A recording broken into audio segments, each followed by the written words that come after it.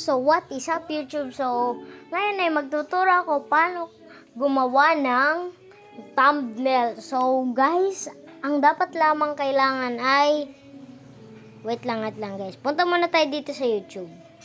Punta, kung may YouTube channel kayo, mag-ano kayo dyan. Diba katulad niya yung mga iba kong videos, mga sa videos ko lang yan, hindi talaga thumbnail. Pero yung isa, totoo na talaga. So, guys, this is a tutorial how to make a thumbnail. So, kung wala kayong YouTube Studios, mag-download kayo.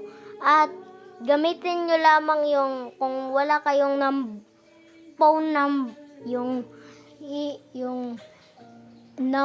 kung may number kayo, lagyan nyo yun. Pero pag wala, gamitin nyo na lang yung sa mama nyo. At pagkatapos nun, ay ano yun? Sa YouTube yung sinasabi ko para makagawa. Pagkatapos nun, para makagawa ka na, ay i-confirm mo lang. Tapos papuntahin nyo yung mama nyo doon sa labas ng bahay nyo. Tapos hintayin nyo lamang yung na-send na. Tapos, yun na. So, yun lang guys. At kung YouTube Studios yung gusto nyo makakuha ng thumbnail, ay mag-download na kayo ng YouTube Studios. Pero pag hindi kasi ako marunong ng YouTube Studios maglagay ng thumbnail, kaya yung ginamit ko na lang ay sa YouTube dito. So, pindutin nyo lamang halimbawa ganito. Edit. Pindutin nyo edit. Ayan, edit. Tapos, pagkatapos niyan, yun na may parang lapis. Yung may lapis, yan. Tapos, change. I-change ko pa yan. Siyempre, kanina nung una, kailan mag-verify kayo ng number. Ayan. So, ako, libre lang.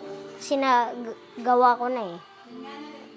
Kay mama yung ginawa ko na number. So, guys, ganito lang kasi. So, yan lang kasimple guys ang paggawa ng thumbnail para hindi na din kayo mahirapan. At kung gusto nyo gawin sa CapCut, edi gawin nyo sa CapCut. Mas maganda pa nga sa CapCut yung gagawin ninyo para